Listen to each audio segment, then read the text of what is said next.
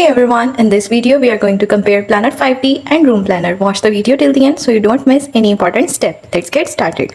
Both Planner 5D and Room Planner are excellent interior design apps, but they serve different needs. Planner 5D is a powerful tool for detailed home and interior design, offering both 2D and 3D design modes, a vast feature catalog, AI-powered design suggestions, and even VR walkthroughs for an immersive experience. It provides highly customizable options and professional quality leaders, making it perfect for designers who want full creative control. However, some advanced features require a subscription.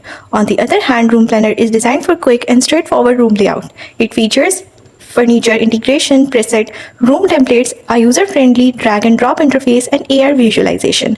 While it is great for those who want a simple and efficient tool, it lacks the depth and flexibility of Planner 5D. So if you're serious about interior design and want a feature-rich platform with high customization and realistic rendering, Planner 5D is the superior choice. It offers more creative freedom, professional quality results, and better long-term value for those looking to design spaces with precision and style.